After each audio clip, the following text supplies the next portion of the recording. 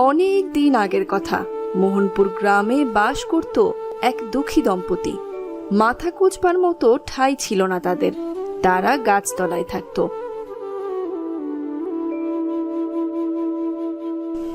ওগো, কিছু কি ভাবলে? কোথায় যাব, কি খাবো? না, তেমন কিছু তো ভেবে পেলাম না গিন্নি। পেটে যে ক্ষুধায় জ্বালা পোড়া করছে। শুধু কি তোমার একাই করছে? আমারও তো করছে। যাও না গায়ের মোড়লের কাছে। মোড়লের কাছে গিয়ে কি করব? যদি মোড়ল আমাদের একটু মাথা গুজার মতো আশ্রয় দিত। বলছো? ঠিক আছে, সে না হয় যাবক্ষণ।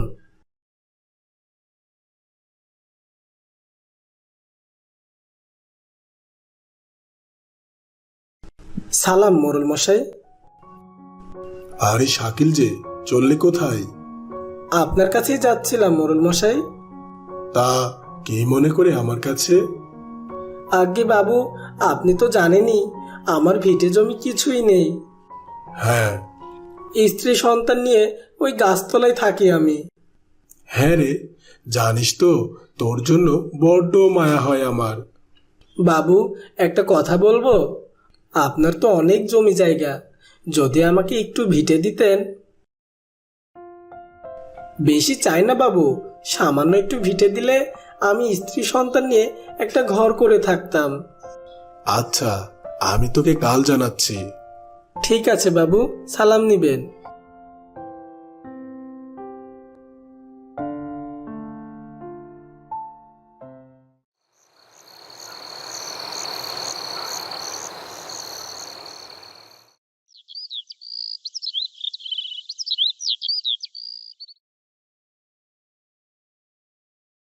বাবা বাবা, প্রতিদিন এই শাক সেদ্ধ ভাত খেতে আর ভালো লাগে না। আজ একটু মাছ নিয়ে আসবে? আমরা গরিব মানুষ মা, মাছ কোথায় পাবো? আমাদের তো থাকার মতো একটা ভালো ঘরও নেই। বুঝলে গিন্নি, মোড়ল মশাইকে সবটা বলেছি। তিনি বলেছে আমাকে আজ জানাবে। আমার বিশ্বাস তিনি আমাদের ফিরিয়ে দিবেন না। তাই যেন হয় গিন্নি, তাই যেন হয়। শাকিল আছিস? শাকিল, বাইরে আয় দেখিনি। হ্যাঁ বাবু, আসছি। সালাম মোড়ল মশাই। কষ্ট করে আপনি আসতে গেলেন কেন? আমাকে খবর পাঠালে আমি তো চলে যেতাম। না না, তা সমস্যা নেই, এদিক দিয়েই যাচ্ছিলাম, ভাবলাম তোর সাথে দেখা করে যাই। কোথায় গো গিন্নি? চেয়ার নিয়ে আসো, বাবুকে বসতে দাও।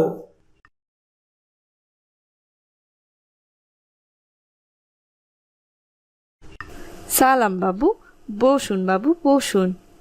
আরে আরে, ঠিক আছে। আপনি আমাদের গাছতলায় এসেছেন, আমরা ধন্য বাবু, ধন্য। বুঝলি শাকিল, তোর জন্য একটা ভালো খবর আছে। কি খবর বাবু? ও যে গায়ের শেষ প্রান্তে আমার একটু ফাঁকা ভিটে পড়ে রয়েছে না? হ্যাঁ বাবু। আজ থেকে ওটা তোর। সত্যি বলছেন বাবু? খোদা আপনার মঙ্গল করুক। এখন থেকে তোদেরও একটা ভিটে হয়ে গেল। থাক তাহলে, আমি এখন চলি। বাবু আর একটু বসে যান, একটু জল বাতাসা খেয়ে যান বাবু। তার আর দরকার নেই।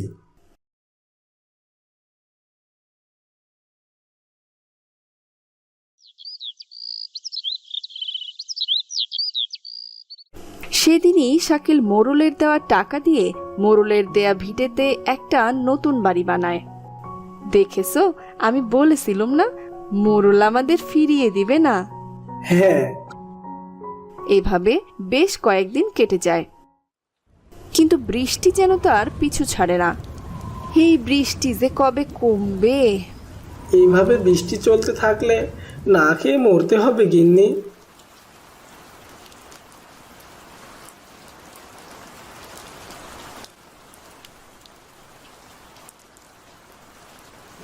বুঝেছি, কোনো কাজ পাওনি না? এই বদলার দিনে কি কাজই বা পাবো বলো? মা মা, দেখো বৃষ্টির সাথে কি যেন সাদা সাদা পড়ছে। ওগুলো শিলা মা। ও, যেভাবে শিলাবৃষ্টি হচ্ছে তাতে আমাদের ঘরের টিন ফুটো হতে 2 দিনও লাগবে না মনে হচ্ছে। বাবা বাবা, আমি ওই শিলাবৃষ্টিগুলো কুড়িয়ে নিয়ে আসবো। না না মা, ওগুলো কুড়োতে নেই। কেন বাবা, আমি ওগুলো দিয়ে খেলা করব। শোনো মেয়ের কথা, ওগুলো কি খেলা করার জিনিস? ওগুলো একটু পর পানিতে পরিণতি পাবে। আমি ওগুলো নিয়ে আসি না মা, প্লিজ মা, প্লিজ। দেখো মেয়ের কথা, আবার ইংরেজিও শিখেছে। হ্যাঁ বাবা, আমি পড়ালেখা করে সব শিখবো, আর বড় হয়ে তোমাদেরকে উপার্জন করে খাওয়াবো। হ্যাঁ মা।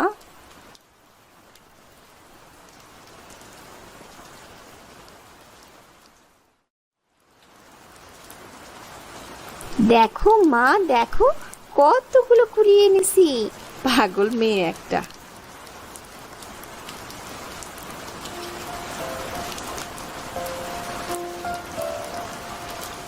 মা, তুমি শিলাগুলো ফেলে দিয়েছো? না মা, আমি ফেলিনি তো। ওগুলো কিছু সময় অতিক্রম করার পরে এমনিতেই গলে যায় মা, তারপর পানি হয়ে যায়। কিন্তু মা, এখানে তো আমি শিলার জায়গায় পানি নয়, বরং লবণ দেখতে পাচ্ছি। কি আজব, এটা সত্যিই অবিশ্বাস্য।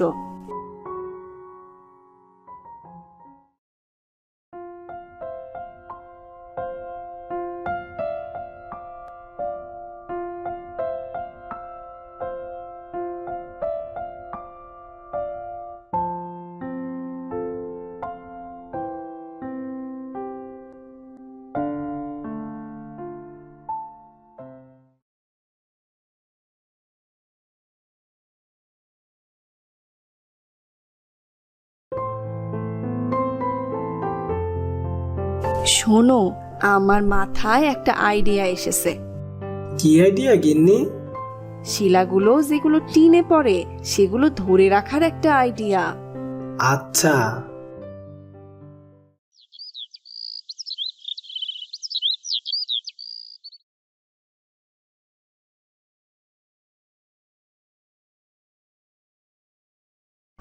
কাজ আমার শেষ, এখন শুধু বৃষ্টির অপেক্ষা।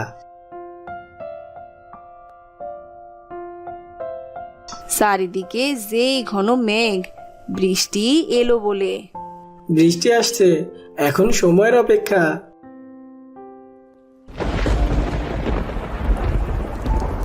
আরে বৃষ্টির পানিগুলো নোনতা নোনতা, আর এই পানিগুলো নোনা পানি বলেই লবণে পরিণতি পাচ্ছে।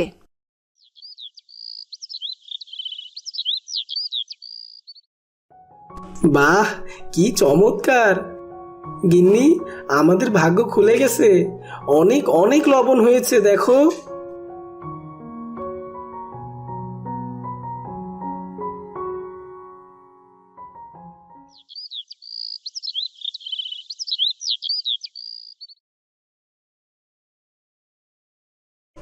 কোথায় গো? দেখো আজ কত বাজার নিয়ে এসেছি। বাবা বাবা, দেখি তো কি নিয়ে আসছো আমার জন্য। মাছ, মাংস, ফলমূল, নতুন জামা সব নিয়ে এসেছি মা। দেখো মেয়ের কাণ্ড।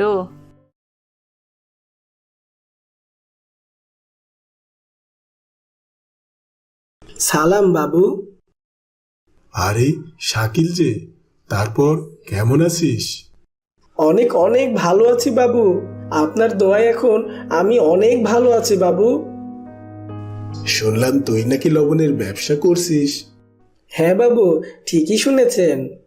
তা তোর তো ভিটে জমি ছিল না রে, কোথায় চাষ করলি লবণ? বাবু, কে বলেছে ভিটে ছিল না? আপনি যে ভিটে আমাকে থাকতে দিয়েছিলেন সেখানেই লবণ চাষ করেছি। কিন্তু এইটুকু ভিটেতে কিভাবে কি করলি? যার কেউ নেই তার বিধাতা আছে, বুঝলি? হ্যাঁ বাবু। বাবু, টাকাটা রাখুন। আর আমি এখন নতুন ভিটে কিনেছি, আর সেখানেই নতুন বাড়ি করব, আর লবণ চাষ করব। না না, লাগবে না টাকা ভিটে, তুই রেখে দে। না না বাবু, এখন আমার অনেক আছে, আপনি আপনার ভিটে আর এই টাকাগুলো রেখে দিন বাবু। আমার মতো কত অসহায় শাকিল আপনার কাছে একটু সাহায্যের জন্য আসবে, তখন তাদেরকে দিতে পারবেন বাবু। ঠিক আছে, দে। তারপর শাকিল তার নিজ গন্তব্যে চলে যায়। সে নতুন একটা বাড়ি বানায় আর বাড়ির চালের উপরেই লবণ চাষ করতে থাকে। এভাবেই তারা সুখে শান্তিতে বসবাস করতে থাকে।